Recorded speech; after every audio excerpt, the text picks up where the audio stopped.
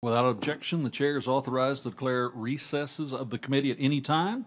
Welcome to today's hearing entitled An Overview of the Budget Proposal for the National Aeronautics and Space Administration for Fiscal Year 2025. I recognize myself for 5 minutes for an opening statement. Today, we hear testimony from Administrator Nelson about the President's budget proposal for NASA for fiscal year 2025. This committee plays an important role in NASA's mission by providing policy direction and authorizing activities for the agency. While we make progress with language included in the 2022 CHIPS and Science Act, it's been more than 7 years since the last comprehensive NASA reauthorization bill was signed into law.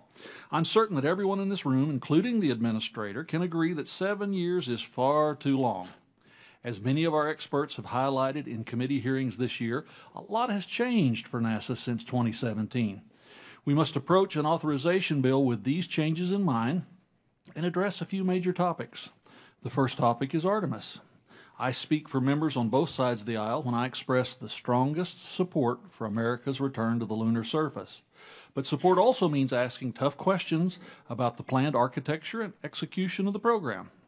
The second topic is NASA's role in low Earth orbit when the International Space Station is retired.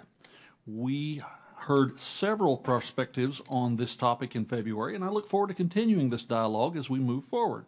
A third topic is NASA's management of science missions within the agency's portfolio.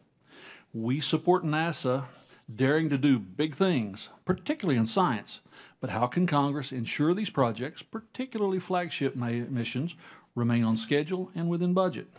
As we deliberate on these topics while we consider this important reauthorization legislation, we must also keep in mind recent budgetary issues.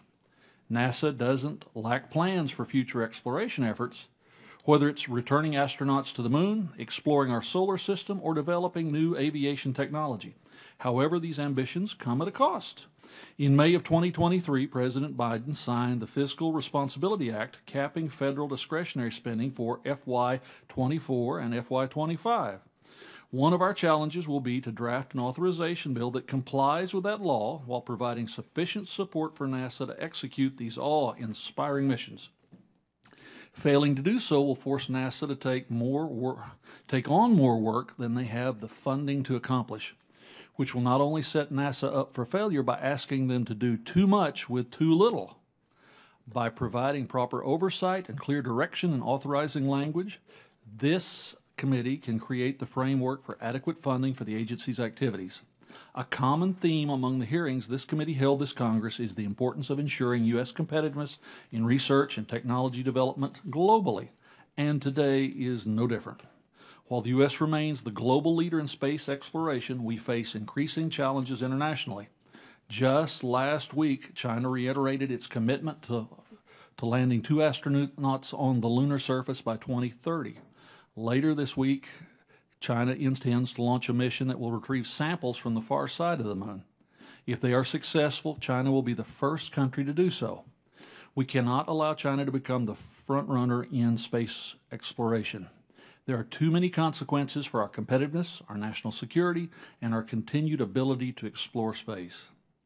With clear direction from Congress, NASA will ensure that the U.S. remains a global leader in space and continues to inspire millions of people around the world. I want to welcome Administrator Nelson back to the committee, where he served for many years. I look forward to working with you as we move forward with our NASA authorization bill.